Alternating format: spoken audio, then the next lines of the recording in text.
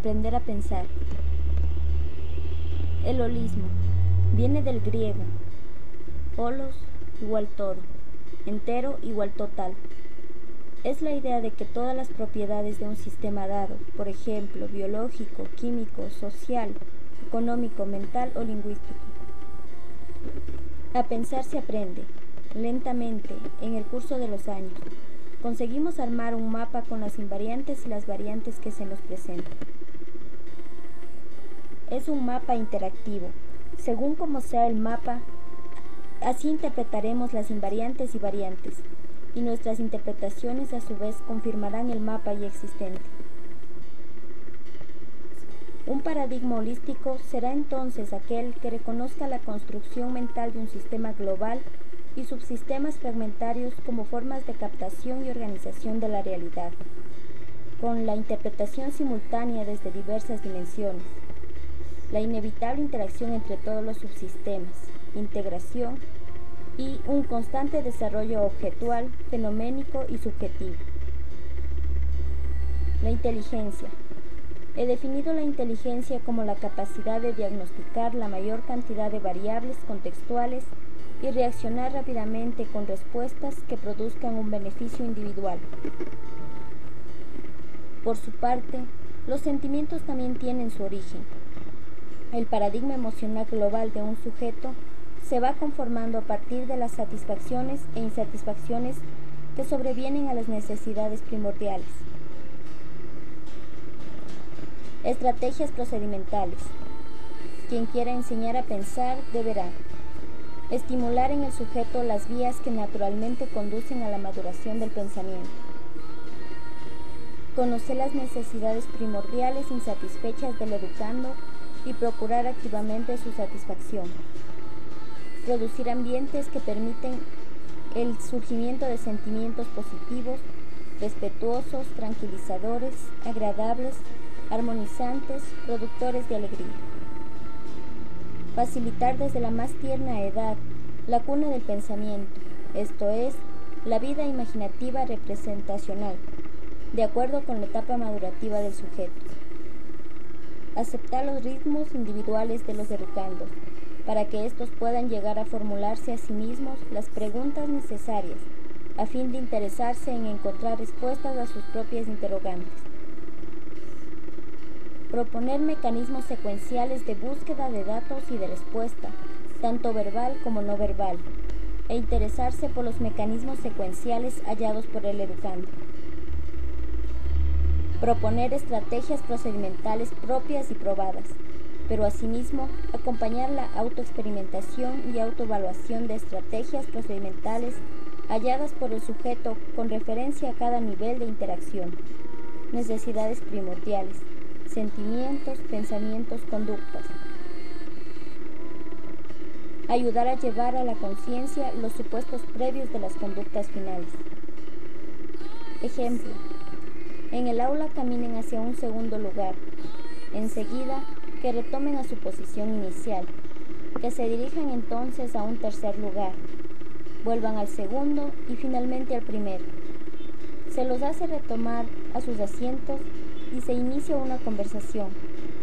Para sorpresa del educador, cuando éste pregunte cómo hizo cada uno para recordar dónde había estado antes y cómo logró volver, se encontrará con casi tantas estrategias procedimentales como participantes tenga el grupo.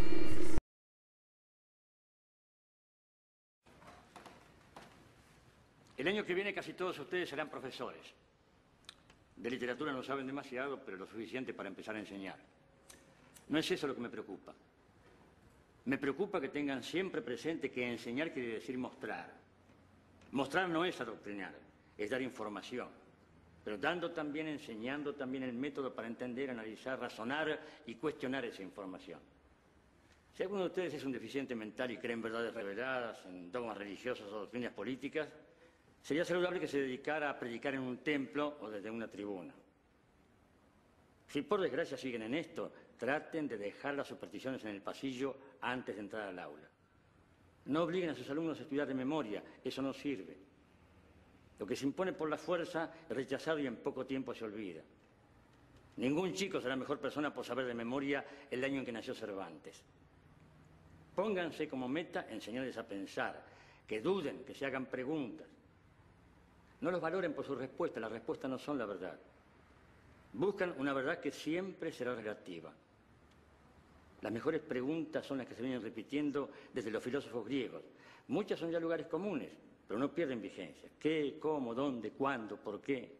Si en esto admitimos también eso de que la meta es el camino, como respuesta no nos sirve. Describe la tragedia de la vida, pero no la explica.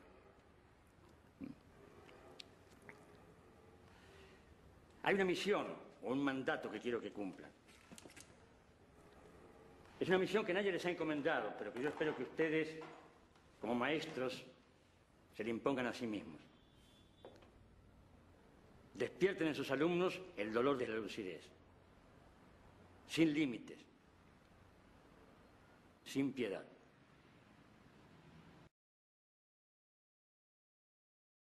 El tipo de pensamiento que se estudia en literatura no es el tipo de pensamiento que se estudia en matemáticas. Naturalmente que tienen algunas cosas comunes, pero vemos que hay muchos tipos de pensamiento y que eso es lo que hace que en la distribución por asignaturas, cada asignatura enseñe una manera de pensar, pero nos falte una manera de pensar que sobrevuele por todas las asignaturas, porque cada una está haciendo lo suyo.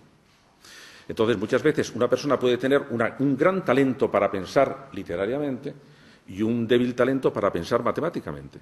Entonces, ¿piensa bien o no piensa bien? Pues depende. En unas cosas piensa bien y en otras cosas piensa mal. Bueno, entonces, ¿qué enseñamos? Al decir aprender a pensar, ¿qué enseñamos? Una serie de aprender a pensar en esto otro, en esto otro, en esto otro, en esto otro. Y entonces, el aprender a pensar es una especie de conglomerado de pensares distintos.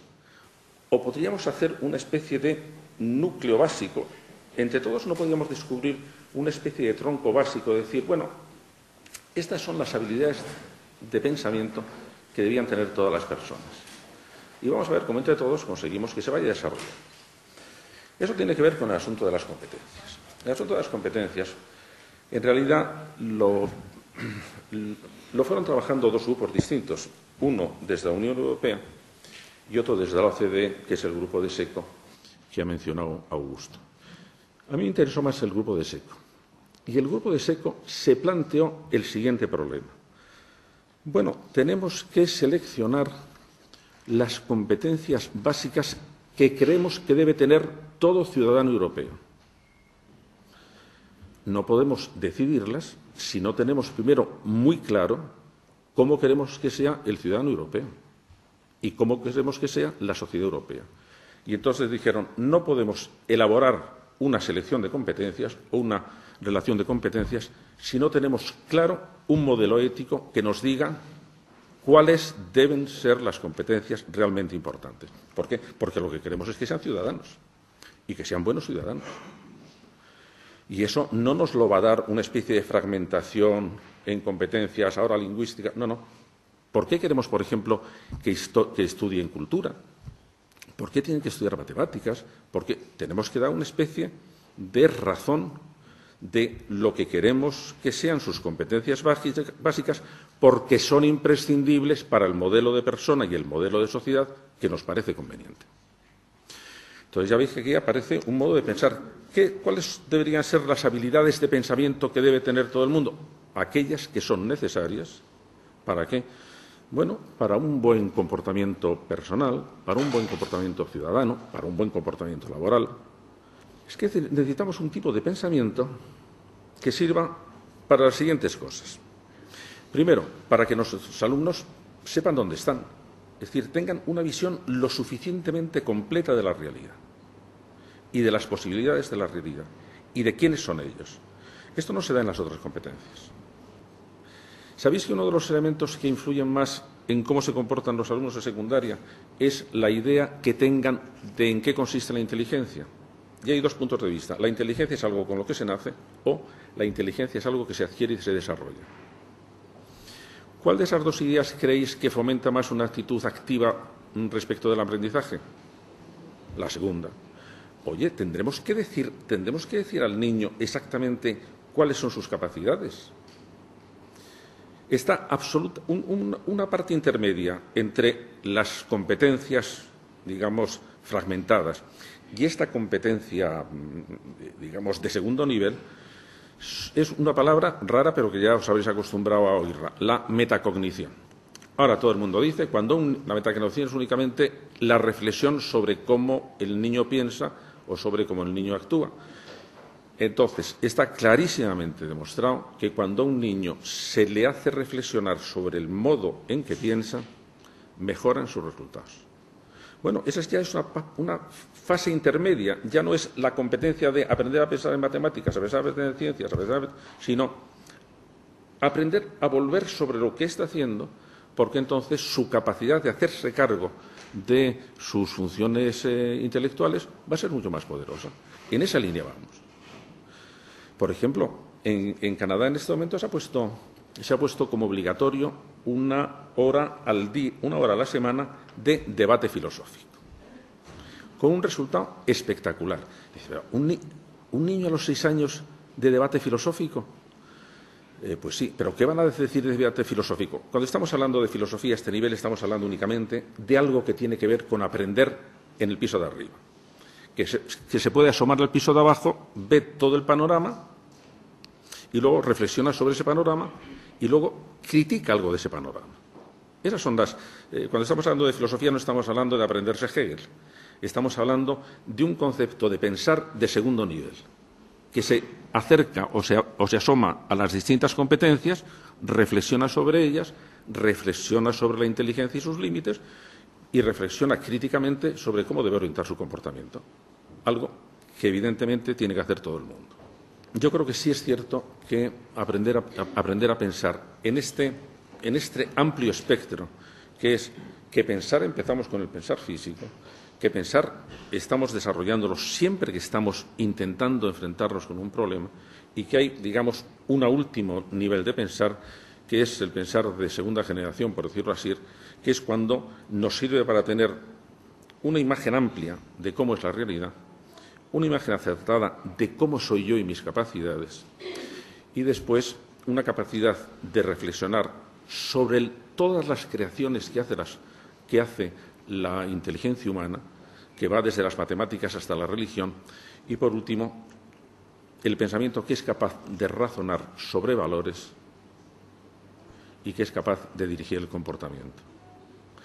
Esto no está incluido dentro de las 8 competencias. Esto forma parte de lo que tradicionalmente se ha llamado filosofía. Esto debería formar parte, y por eso es la gran competencia europea, debería formar parte del bagaje de todos nuestros alumnos y de todos nuestros ciudadanos.